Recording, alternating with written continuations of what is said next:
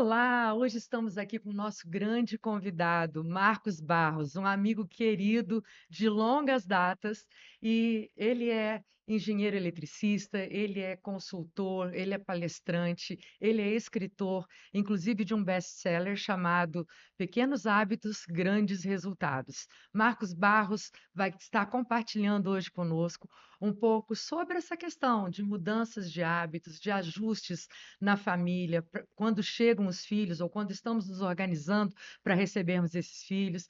Marcos, é um grande prazer para nós ter você aqui no nosso podcast. Seja muito bem-vindo. Obrigado, Sara. Prazer é todo meu. Obrigado pelo convite.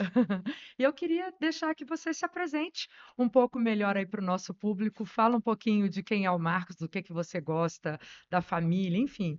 Ok, bom, você já falou que eu sou formado em engenharia elétrica, né? Aham. Mas eu me vejo hoje muito mais como um engenheiro da mente, do comportamento humano, do que qualquer outra coisa. Eu me apaixonei por esse assunto, comecei a estudar isso, e curso após curso, livro após livro, e comecei a usar isso na minha profissão também. Eu tenho uma empresa de consultoria, e o nosso diferencial é aplicar esse conhecimento naquilo que é comportamento humano. Porque, na verdade, no final das coisas, tudo na vida diz respeito a fazer ou não fazer, decidir por A ou por B. São as coisas mais importantes, geralmente, que nós temos. Então, quando nós aplicamos esse conhecimento, as coisas se tornam mais direcionadas, mais intencionais. Sim. E você já é avô, né, Marcos? Você é Sim, pai de um casal de filhos, né? exatamente. E são quantos netos? São 6 netos, 5 meninas e um Uau! menino. Uau! Ele é o herdeiro. É. Nem deve ser mimado, né? Ah, é. E ainda mais que é o caçulinha, então é o xodó. Que coisa boa.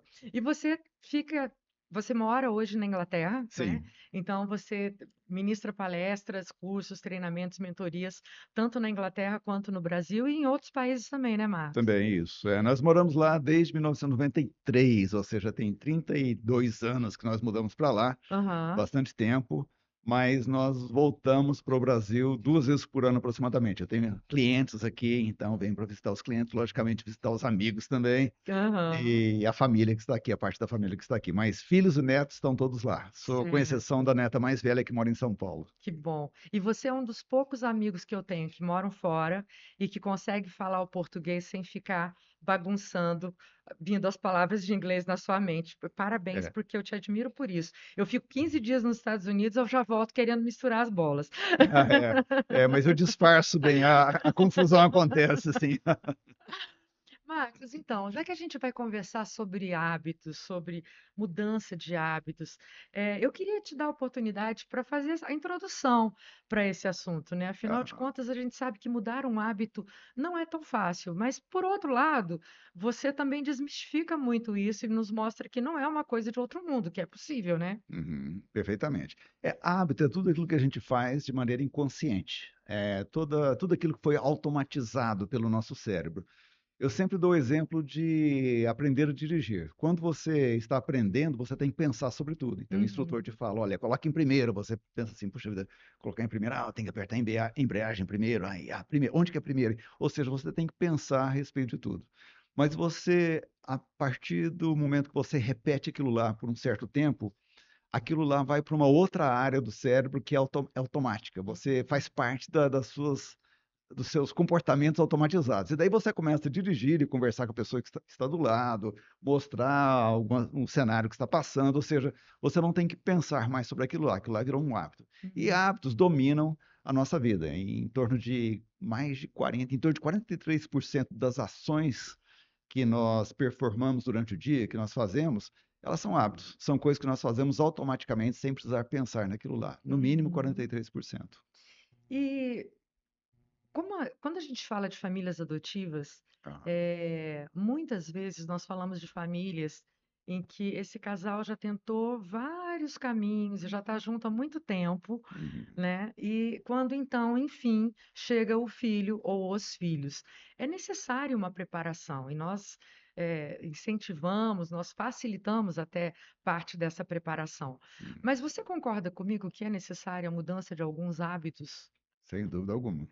Absolutamente. Aliás, o casamento em si já é uma mudança, né? Ou a decisão de estarem juntos. Agora, a decisão de ter um filho, uma criança, seja por adoção ou por métodos biológicos naturais, grande mudança que muda completamente a rotina das pessoas envolvidas ali. Né? E certamente existem mudanças de hábitos. Agora, quando você vai trazer uma criança que nasceu num outro contexto e trazer para o seu contexto, puxa vida, é muito importante que isso seja, fique claro que muita coisa vai mudar e nós temos que saber o que precisa mudar. É, a gente sempre fala muito, Marcos, que essas crianças que vêm pelo caminho da adoção, elas são vítimas de trauma, né? De traumas complexos crônicos, Sim. porque essas violações de direitos, essas situações de violência, de abuso, de negligência, elas aconteceram, né? Uhum, Ainda que na vida intrauterina, mas a gente sabe que já existe uma memória intrauterina, né? Não que a gente vá lembrar exatamente do fato,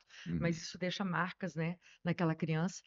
E quanto maior essa mochilinha que se chama história, né? uhum, E então, esses pais precisam entender que muitos dos comportamentos, muitas das questões relativas ao desenvolvimento dessa criança, não dá para se comparar com o meu sobrinho que foi planejado, que nasceu como fruto de um desejo, que sempre foi hiper bem cuidado, né? uhum. Então, a gente precisa se preparar até para isso, né?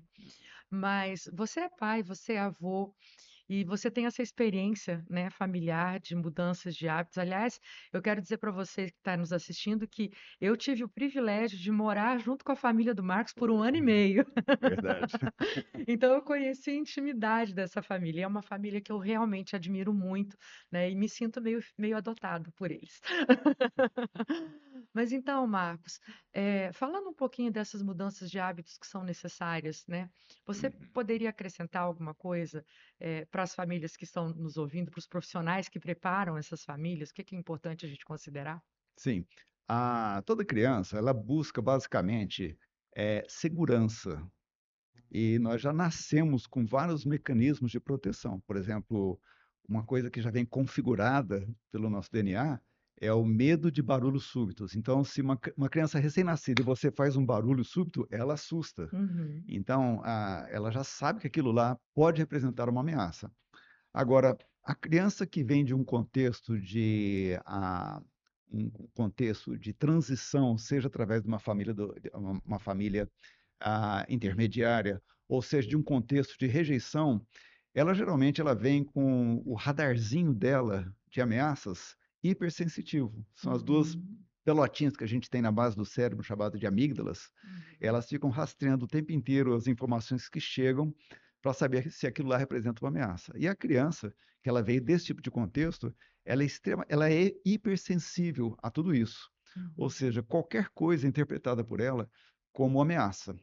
Então, mais do que uma criança que nasceu de pais biológicos, e no contexto de pais biológicos, a criança que foi adotada, ela precisa ser convencida de que ela não está num ambiente ameaçador. uhum, E isso é extremamente difícil, isso é um grande desafio. E para isso, as rotinas precisam mudar. A criança adotada, ela precisa de rotinas. Toda criança precisa de rotinas, uhum, mas a criança adotada, ela necessita desesperadamente de previsibilidade, uhum, saber o que vai acontecer e se sentir parte daquilo lá, e se sentir cuidada dentro daqueles eventos que estão previstos ali durante o dia.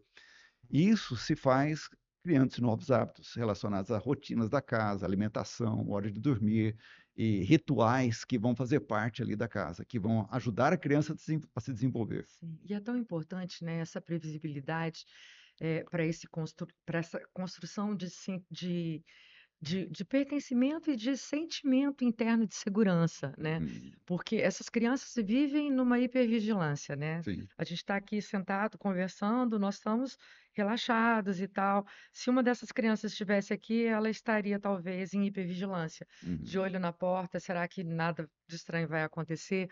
E quanto mais essas rotinas acontecem, maior essa estrutura vai sendo solidificada, né? Então, eu sei que todo domingo a gente vai ter almoço na casa da vovó, Sim. né? Isso Uhum. vai gerando essa sensação de, opa, eu sei que a gente vai almoçar na casa da vovó hoje, porque hoje é domingo. Uhum. Então, a gente vai na igreja, depois da igreja a gente vai para a casa da vovó. né? Ah, todo Natal eu sei que a gente vai montar uma árvore de Natal e a gente vai reunir a família, vai ter um jantarzão lá em casa e tal. Então, isso é muito importante, mas é importante também essas rotinas pequenininhas, né? Sim, De que toda segunda e quarta eu vou pro futebol, que isso. toda segunda, terça, quarta, quinta e sexta eu tenho que almoçar cedo, porque de tarde eu tenho que ir para a escola e tal. E isso realmente requer muito. eh, uma disciplina dos pais, né, Marcos? Porque às Uhum. vezes a gente, enquanto adultos, nós vamos meio que nem o Zeca Pagodinho, né? Deixa a vida me levar, a vida Sim. leva eu. É. E com a criança não pode ser assim. Eu me lembro muito de quando a nossa segunda filha chegou, né? A gente tinha o Lucas, Hum. e o Lucas, ele é um filho biológico, programado, que nasceu num ambiente seguro e tal. E o que que acontecia? Para quem não sabe, o Marcos e eu, a gente já fez parte da mesma banda. Ele era o líder da banda que eu participava. E então a gente vivia nesse ambiente de ensaio, de música, de viagem e tal. O Lucas, assim, quantas vezes eu ia procurar, cadê o Lucas? Cadê o Lucas? Quando eu ia ver, ele estava dentro do case do teclado, e a gente tocando e tal, e ele deitava lá, porque lá era quentinho, era fofinho, e estava lá dormindo, não estava nem aí para o barulho. Quando chega a Jéssica, e Jéssica chega com quase 4 anos de idade, Jéssica dormia cedo. E ela não conseguia dormir se não fosse no cantinho dela, na Olha caminha só. dela, né? Então, a gente tinha reuniões à noite que às vezes aconteciam na casa de outras pessoas e tal. Nós tivemos que mudar toda a nossa rotina. Sim. A gente teve que ter uma mudança de hábito. Então, essa reunião poderia até acontecer, desde que fosse na nossa casa, e por volta das 8 horas eu tinha que ir lá colocar a Jéssica para dormir, e aí tudo bem, aí Uhum. estava tudo tranquilo. Senão ela chorava, ela sofria com aquilo e nós, como pais, não queremos ver filhos sofrendo. Sim, Então é em vão a gente pensar que não vai precisar de uma mudança de hábitos da nossa parte, né? sem dúvida. Você acredita que mudar esses hábitos parentais também envolve um processo de autoconhecimento? Porque muitas vezes a gente está indo no stand-by, né? E Sim, quando um sim. filho chega, ele faz a gente refletir a respeito de muita coisa. Você concorda com isso, Marcos? Totalmente. Primeiro, nós trazemos padrões herdados da nossa própria criação e que nunca foram questionados, porque nós não tínhamos nem capacidade para questionar isso quando éramos crianças. Então, Aham, nós tendemos a repetir os mesmos erros dos nossos pais, na aham. maneira como se educar filhos e estabelecer disciplina, estabelecer limites ou não estabelecer. Ou seja, nós trazemos já uma bagagem enorme. E se nós não temos uma visão crítica dessa bagagem e conhecemos essa bagagem, porque se eu te perguntar qual é a sua bagagem, a bagagem que você trouxe, você não sabe. É como Uhum, perguntar para o peixe o que que é água, né? Perguntar para o aham, peixe que está dentro do aquário lá, o que que aham. você acha do seu aquário? Ele, que aquário? Né? Ele não sabe, porque ele está imerso naquilo lá. Então, muitas vezes nós vamos precisar de ajuda para conhecer essa bagagem que nós nem sabemos que nós temos. E essa bagagem, eu creio que ela pode influenciar de maneira crucial aquilo que vai ser a formação daquela criança que foi Uhum, adotada. Então, sim, autoconhecimento é extremamente importante. Muitas vezes você vai precisar de um terapeuta para isso, geralmente, uhum. porque você confiar só nas pessoas, nos seus amigos, por exemplo, sua família, para te falar a respeito da sua bagagem, geralmente não é muito útil. Aliás, isso daí acaba virando uma oportunidade para acusações É e verdade. todo tipo de problema. Então, um profissional que é equipado para isso é a melhor resposta. Procura um Tá. terapeuta, vai se conhecer melhor. Graças a Deus a gente não tem mais a visão das gerações passadas que achavam que terapia era para doido, né? Aham. E não, hoje nós sabemos que terapia é para todo mundo, é para a É, gente ser um pouco mais normal e entender melhor o é nosso contexto, a verdade. nossa vida, a nossa formação. Então, sim, definitivamente, extremamente importante esse autoconhecimento. E é algo que vai continuar. Ele vai começar e ele vai ajudar, na verdade, no processo. Porque eu nunca tive uma criança adotada em casa, Uhum. mas eu descobri quando eu casei que a melhor maneira de você se conhecer é você ser desafiado por outra pessoa. Aham. E eu imagino que talvez mais do que um marido ou uma esposa, uma criança que veio a pertencer à família por adoção, ela seja um tremendo desafio. A experiência que eu tenho de pessoas, amigos nossos como vocês, que Sim. adotaram filhos, é que é extremamente desafiador. Isso daí te ajuda a se conhecer melhor também, né? E Exatamente, vai te ajudar a questionar por que eu reajo dessa maneira, por que eu tenho essa raiva nesse momento que isso exatamente. acontece, por que eu grito desse tanto, ou por que eu não consigo me controlar, né? E faz Uhum, parte desse processo de autoconhecimento. Isso é uma oportunidade de transformação, é. na verdade. Muitas vezes a gente percebe que aquilo que mais nos irrita nos nossos filhos é aquilo que a gente tem dificuldade em nós mesmos, né? Se eu, por exemplo, eu não sou uma pessoa organizada lá, nata. Aham. Eu luto para eu ser organizada, né? Uhum. Então, a desorganização dos meninos, quando eles eram pequenos, me deixava extremamente irritada, até eu entender que a primeira briga era comigo mesma, Sim. né? Por isso aquilo me irritava tanto, né? Então a gente vai aprendendo muito a respeito de nós mesmos. Você sabe que essa questão, Marcos, da importância do apoio terapêutico, ao longo da jornada da Pontes de Amor, a gente foi vendo o quanto ela é necessária. Hoje em dia, no preparo dos pais que querem adotar, a gente até fala, né? Olha, presta atenção. Se você está fazendo um ultrassom e você sabe que seu filho tem uma cardiopatia, você já sabe que você vai precisar de um pediatra Uhum. que seja especialista em doenças cardiopáticas, Sim, né? Um cardiologista. sim. Na adoção, a gente vai precisar de suporte terapêutico, muito, muito, muito provavelmente, Uhum. porque a gente está pegando uma criança que vem de uma realidade desfavorável, né? Uhum. E a gente precisa ter alguém que tenha esse olhar sistêmico, que não Sim. vai querer consertar a criança, mas que vai conseguir dar esse suporte para a família, porque feridas que são causadas por meio de relacionamentos, elas vão ser ressignificadas por meio de novos relacionamentos. Olha que oportunidade que a gente tem, né, na adoção de ser essa nova referência e tal. Mas eu queria te perguntar uma coisa. Eu imagino que os hábitos que a gente constrói têm muito a ver com a criação que a gente recebeu, Sim. né, com os mapas familiares que a gente traz. E isso é difícil, né? Porque esses mapas familiares acaba que às vezes eu quero copiar aquilo e tem outras coisas que eu quero fazer exatamente o oposto, né?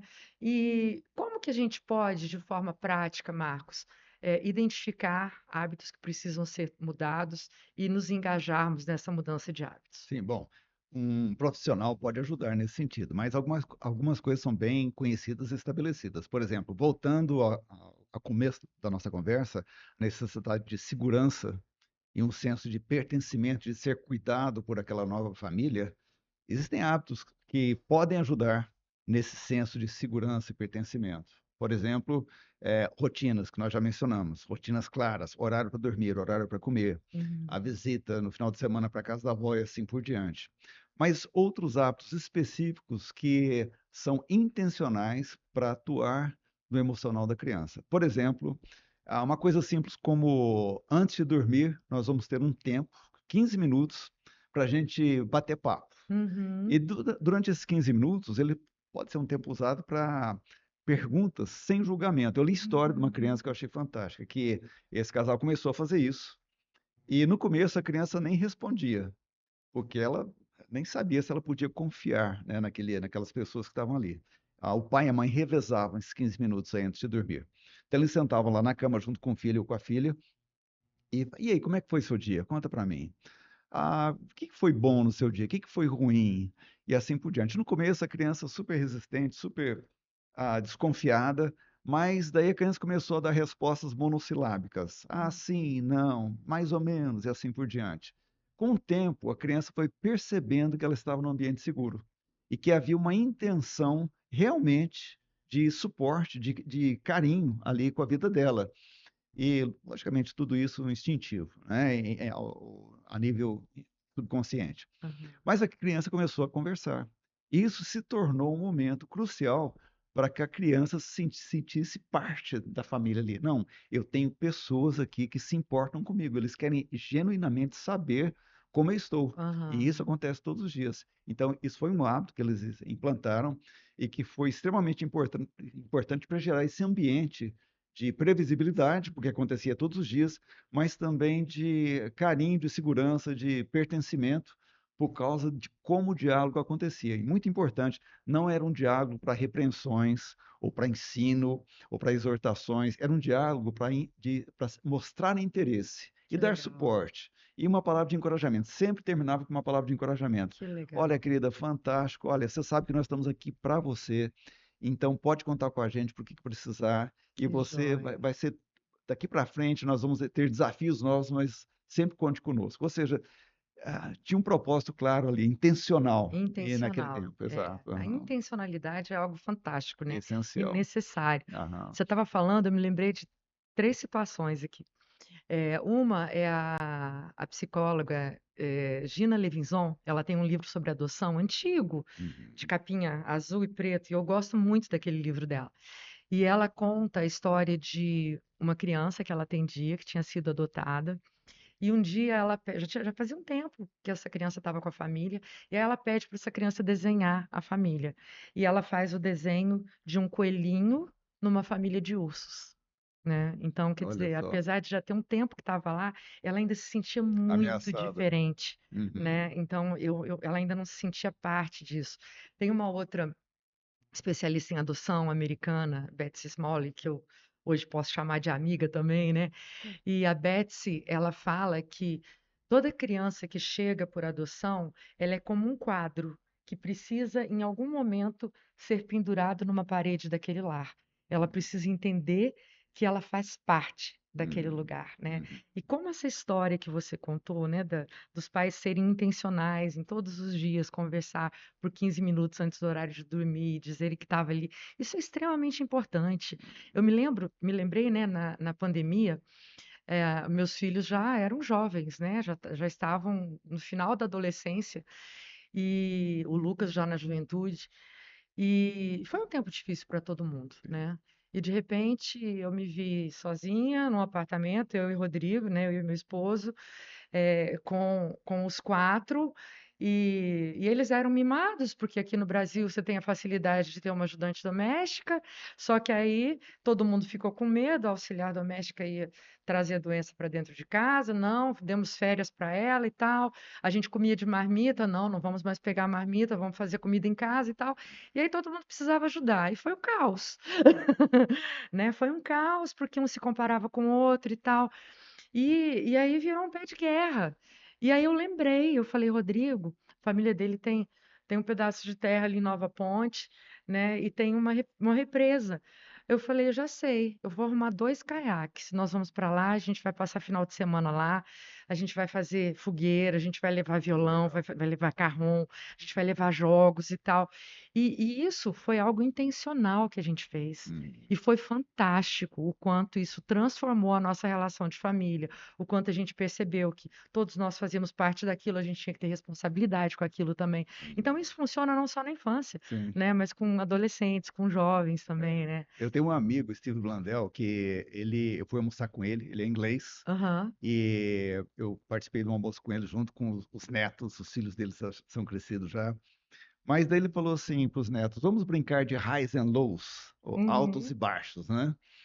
E daí ele contou para mim que isso é um hábito que eles têm.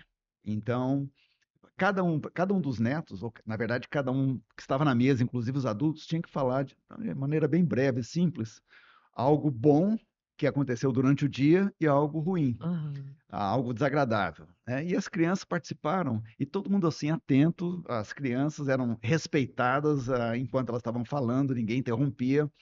Eu achei fantástico, falei, gente, que hábito excelente para se implantar, né? Na hora da refeição, Muito 5 legal. minutos só de highs and lows, altos e baixos. Aham. Oportunidade ali de conhecer um pouco mais do dia a dia da criança, saber talvez de ameaças ou medos que elas tenham, talvez estejam sofrendo bullying na escola. É uma Sim. oportunidade delas se abrir um pouquinho, né? Então, achei maravilhoso, um grande hábito para ser implantado. Exato. Você sabe que a gente fazia isso lá em casa? É mesmo? Olha que legal. Durante muitos anos, na hora do almoço, a gente fazia isso. A gente aprendeu isso num filme antigo que se chama A História de Nós Dois, com a Michelle Ah, Pfeiffer e, eu não vou lembrar o nome do ator agora. ah, E eles faziam isso com os filhos, tinham os altos e baixos, né? E a gente uhum, fez isso com os nossos filhos, nós falamos os nossos altos e baixos. Isso nos ajudou muito a entender o que que machucava um ao outro, o que que fazia bem, do que o outro gostava. Eu me lembro também de uma situação em que as nossas gêmeas começaram a apresentar um comportamento muito diferente do normal. elas sempre foram mais agitadinhas, brincalhonas e tal, e elas estavam mais quietas, sabe? Mais tristonhas e tal. E a gente perguntava se estava tudo bem, elas falavam que estava. Mas está acontecendo alguma coisa na escola? Não. E não falavam nada. Até que um dia a gente resolveu sentar todo mundo, era um sábado de manhã, eu lembro direitinho. E a gente sentou todo mundo na mesa, com papel, lápis de cor, e aí a gente falou assim: bom, agora a gente vai desenhar a coisa mais legal que aconteceu na semana. E aí todo mundo fez o seu desenho. E aí eu peguei uma borracha maior, assim, eu falei: agora essa aqui é uma borracha mágica. Então, a gente vai desenhar aquilo que, se a gente pudesse, a gente ia apagar da nossa semana, né? E foi aí que as duas fizeram o mesmo Que desenho. As legal. duas estavam sofrendo bullying na Olha escola só, e não tinham coragem de contar pra gente. olha só. Quando foi segunda-feira, o Rodrigo foi, conversou na escola, não, não tem nada acontecendo e tal. Falou, pode deixar comigo. Falou, vou buscar as meninas hoje. E aí ele chegou e pediu para usar o banheiro da escola.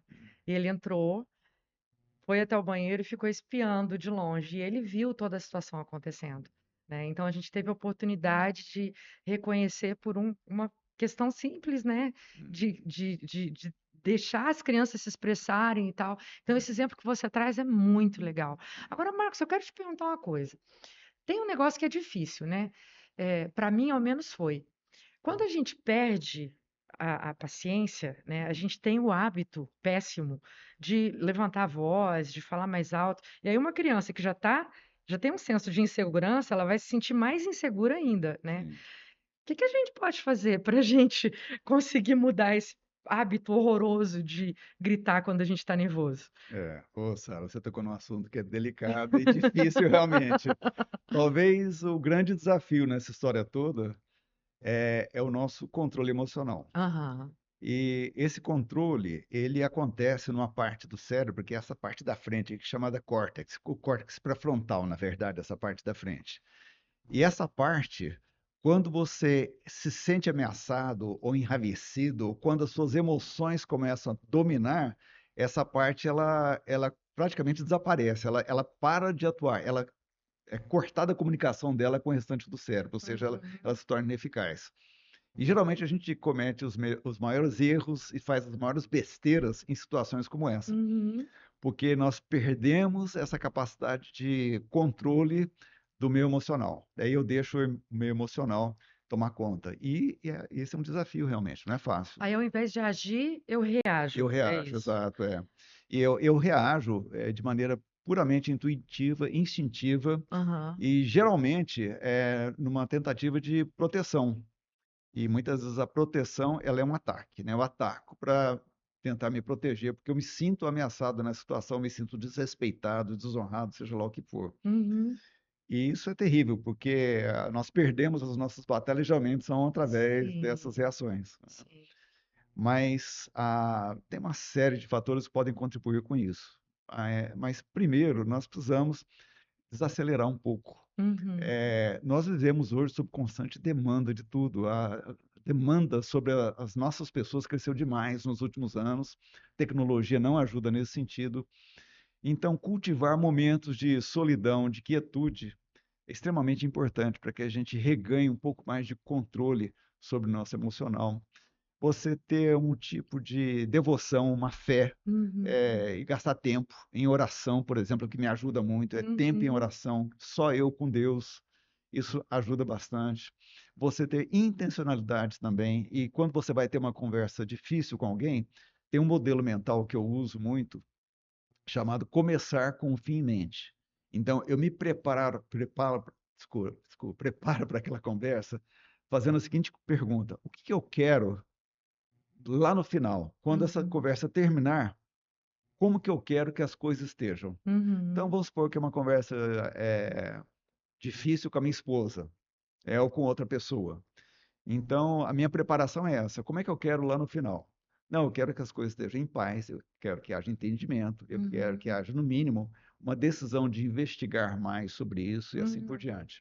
Bom, então, para isso, eu sei que eu vou ter que seguir uma linha de comportamento, de perguntas, sem acusação, Uhum. sem agressão. Isso me ajuda a ser um pouco mais intencional. Ajuda, não Uhum. garante. Porque, infelizmente, o nosso racional é o advogado do nosso emocional, e Uhum. não o diretor do nosso emocional. A gente acha que nós somos assim racionais, que nós temos controle e tal, não É temos. verdade. E todo mundo sai da linha em algum momento, em alguma Não situação. precisa morrer de culpa por isso, né? Não, não precisa. É só apertar o botão certo e você vai ficar aí descontrolado, não tem jeito.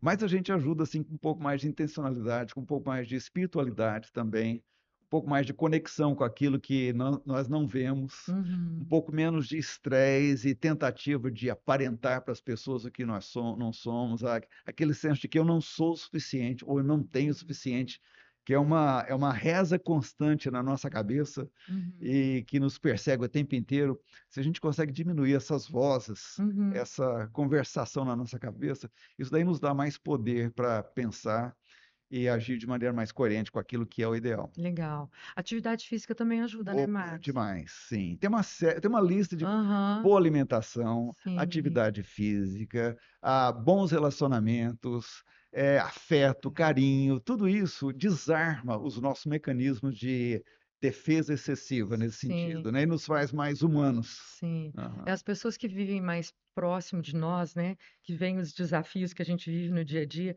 eh, às vezes elas nos perguntam, né, mas como que vocês conseguem? E aí eu falo, olha, existem duas colunas que são fundamentais. Primeiro é a fé, né? Uhum. A gente crê nesse Deus que tem um propósito em tudo e tal. Uhum. E a segunda são amigos que são suporte na nossa vida e Exato. que é extremamente importante, é muito importante a gente se encontrar, a gente sentar, bater papo, Uhum. comer alguma coisa junto, né? Ou sair para fazer uma caminhada, né? Como a Sim. gente já saiu e ir É. conversando e tal. Isso é muito importante, ter alguém que nos ouça. A gente precisa ter amigos do nosso tamanho, né, Sim, Marcos? exatamente. Porque eu vejo às vezes alguns pais querendo discutir algumas coisas com os filhos não vão dar conta daquilo. Uhum. A gente precisa abrir o nosso coração e conversar sobre as nossas próprias incertezas ou fragilidades, né, com gente do nosso tamanho, né? Sim. E se você tem um cônjuge, se você tem um companheiro, uma companheira, tá aí uma oportunidade excelente também de ter uma fonte de ocitocina, que é o hormônio É, do afeto, né, do aham, amor. E é o hormônio que ele cancela os efeitos dos outros hormônios, como cortisol, por exemplo, adrenalina, que são ligados a estresse, né? O excesso de aham, cortisol ligado a estresse. Então, eh, faz do seu casamento, do seu relacionamento, um lugar seguro, é agradável, verdade. um lugar de afeto, de toque, de relacionamento físico gostoso também, porque tudo isso contribui, tudo isso dá para a gente uma estabilidade que vai ajudar muito na hora de ter que enfrentar Sim, situações estressantes que todos nós sim. enfrentamos, inclusive na adoção. E quando você fala de previsibilidade, né, Marcos, eu estava pensando aqui, na nossa cultura latino-americana, a gente tem um o costume de corrigir as crianças depois que a situação já aconteceu. Se a gente trabalhar de forma previsível, né, trazendo um pouco de previsibilidade para aquele tipo de situação que a gente sabe que pode ser um problema, isso ajuda muito, né? Sim. Porque a gente pode treinar brincando com bonecos, com puppets, com como é que é puppets em português? É, Agora fui eu. fantoches. Fantoche. Tá Tá vendo? vendo, Tá tá vendo, vendo? né? E a gente pode brincar com fantoches, com dedoches e tal, né? E treinar aquela criança, como que ela faria isso de uma forma não educada e depois como que ela faria isso de uma forma educada, né? Eu tenho uma história engraçada Interessante. com o Lucas. Ah, Uma vez a gente estava chegando no supermercado e ele devia estar com de 3 para 4 anos. Aquela fase que chegava no supermercado e eu quero chocolate, eu quero a batata frita, eu quero a Coca-Cola, eu quero tudo que eu vejo, né? E aí eu falei com ele assim, meu filho, nós estamos indo no supermercado, a mamãe vai deixar você escolher uma coisa que você queira levar para casa. Você pode escolher uma coisa. E depois a gente vai comprar só aquilo que a gente precisa. Você entendeu? Entendi, mamãe. Então, o que que a gente vai comprar? Aquilo que a gente precisa. Muito bem. E você vai escolher quantas coisas? Uma coisa. Tá bom. Aí a gente entrou, ele estava sentadinho naquela cadeirinha do carrinho do supermercado, né? E o supermercado estava lotado, acho que era perto de dia de pagamento, né? Todo mundo tinha recebido o supermercado lotado. Nós aqui no Cristo Rei, aqui em Uberlândia, né? E aí, nisso, ele começou a pedir para ele descer. Eu falei, tá bom, desce, mas fica perto de mim. Nisso, eu vejo ele saindo correndo assim, ó, Lucas, Lucas. Aí ele vai, pega um pacote de absorvente higiênico e sai gritando no corredor: Mamãe, você precisa, mamãe, você precisa. Pronto, o corredor inteiro do supermercado rindo, né, com essa história. Mas a previsibilidade, né, foi muito importante aquilo que você falou. Onde eu quero chegar com essa criança quando eu preciso tratar uma situação com ela?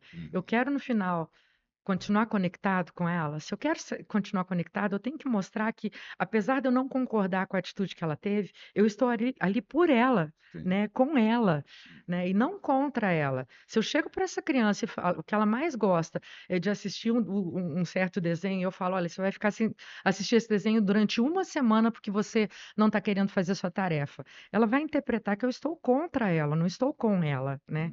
Então nós precisamos ser mais criativos e ajudar os nossos filhos a terem, sim, né, viverem as consequências daquilo que eles fazem, mas sem a gente comprar uma briga tão grande, porque senão nós não vamos sair conectados, nós não vamos ter um senso de segurança maior, né, interno dessa criança, e a gente não vai conseguir essa mudança de comportamento, nem que seja um pouquinho depois daquela conversa, né, Marcos? O É que que você verdade. acha disso? É verdade, sem dúvida alguma. Eu fico vendo que quando nós tínhamos filhos pequenos, eu e a Neneta, minha esposa, e nós tivemos primeiro o Pedro Paulo e depois a Mariana. E assim, se os meus filhos escutarem esse podcast, eles vão falar assim: puxa vida, meu pai podia ter feito isso que ele está falando aí, né? Ai, Porque a ai. grande verdade é que todos nós cometemos e todos nós vamos cometer muitos erros na criação de Sim, filhos, né? Criar filhos é uma arte, muito é. mais do que uma ciência. Eu acho que é um dos maiores desafios que a vida apresenta Sem pra dúvida gente, né? alguma, sem dúvida alguma. Eu lembro quando o Pedro Paulo, nosso primeiro filho, nasceu, e eu olhava para ele lá no hospital ainda, eu pensava, puxa vida, ele não me conhece, eu conheço ele, assim, só daquilo que a gente conversou e tal. Mas nós vamos ter uma vida inteira aí para descobrir um ao Uhum, outro, né? E de aprendermos um sobre o outro. E então eu trabalhava a tempo integral fora de casa, como uhum. todo mundo naquela época. E eu chegava em casa e eu falei, puxa, eu preciso ter um tempo com ele, né? Então, à medida que ele teve idade suficiente para isso, eu fiz um banquinho na bicicleta, assim, eu tinha uma bicicleta e a Lei 10, lembra daquela Lei 10? Lembro. Então eu construí um banquinho de madeira ali para ele, com a parafusei ele por baixo, eu colocava ele na frente, eu ia assim protegendo ele, né? Eu era o cinto de segurança Uhum. dele. Mas eu ia ali o tempo inteiro cantando no ouvido dele. Que Talvez por isso que legal. ele é fascinado com música até hoje, Uhum. ele é um músico. Mas aquilo era o meu ritual. Chegava em casa, eu pegava a bicicleta e saía com o Pedro Paulo, Que né? legal. Daí mais para frente nasceu a Mariana, daí nós instalamos outros hábitos, como por exemplo, leitura de um livro no final do dia. Então a gente tinha uma Uhum. coleção do C.S. Lewis e todo dia a gente, antes de dormir, a gente ia com os dois para o quarto deles, ou eu ou a Neneta, a gente lia um capítulo do livro. E Que era legal. fantástico, porque eles foram se engajando com as histórias. E o C.S. Lewis são histórias de princípios cristãos Sim. profundos e muito inteligentes também. E eles foram se conectando com aquilo lá, né? E eles ficavam assim, não, mas lê mais um. E a gente daí criava aquele suspense, não, amanhã tem mais e tal, né? Mas então são pequenos rituais que criam memórias que são extremamente positivas e cria É, esse ambiente que nós estamos conversando, é né? De verdade. segurança, de afeto, de se sentir amado. Mas eu estou falando aqui de alguns pequenos acertos. Eu posso te dar uma lista de dezenas de erros que nós cometemos nesse processo. É verdade, é verdade. A maternidade e a paternidade é um lugar onde a gente erra muito. Mas que bom que a gente tem uma oportunidade a mais para Sim, acertar, né? E a gente é, vai sempre aprendendo. Eu falo que hoje eu sei como que é ser mãe de um rapaz de 26 anos. Eu ainda não sei como que é ser mãe de um de 27, é né? verdade. Então a gente vai aprendendo a cada fase. Marcos, que legal. Eu ficaria por horas aqui conversando com você, mas o nosso tempo já está batendo aí. E eu queria deixar a oportunidade para você deixar uma mensagem para quem está nos assistindo aí. Ok, bom, talvez se você esteja assistindo esse capítulo, talvez você tenha filhos adotivos ou esteja pensando em adotar. E eu quero recomendar o trabalho que essa equipe incrível do Pontos de Amor faz, liderados pela Sara, um trabalho maravilhoso realmente. Eu conheço esse trabalho desde o comecinho. E nós estamos falando aqui sobre desafios de paternidade, maternidade com relação a crianças que vêm para nossa casa por adoção. Desafio enorme realmente, mas como nós falamos aqui várias vezes, você precisa de suporte e ajuda, e essa turma está aqui para ajudar vocês. Então, conte com eles e que Deus abençoe você nessa missão maravilhosa de ter uma nova pessoa dentro da sua casa e ser um instrumento de Deus para a formação dela e preparação dessa pessoa para a vida. Que legal, Marcos, muito obrigada. É isso aí. O podcast Criança em Foco é um espaço criado para pais, cuidadores, professores, todos aqueles que lidam no dia a dia com crianças que vêm de histórias difíceis. Então, seja bem-vindo. Esse é apenas um dos muitos episódios que já foram lançados. Você pode assistir tanto no YouTube quanto no Spotify e deixa lá o seu joinha no YouTube, marca o sininho para você ser sempre acionado quando a gente lança alguma coisa nova. E assim a gente vai se despedindo, convidando você a conhecer mais. Siga lá a Pontes de Amor no Instagram e não deixe de seguir os nossos grandes parceiros que viabilizam esse podcast, que são o @famílias.raras. Famílias Raras também é uma organização fantástica que lida com famílias que têm filhos com doenças raras, né? Então, nós somos grandes parceiros nessa caminhada. Então, siga Pontes de Amor, siga o Famílias Raras e vamos juntos. Nós estamos à disposição para ouvirmos suas sugestões, respondermos as suas dúvidas e é isso aí. Vamos juntos nessa caminhada, porque desistir não é uma opção. A nossa única opção é prosseguir e conquistarmos aquilo de bom que ainda está por vir. Um grande abraço para você, uma excelente semana.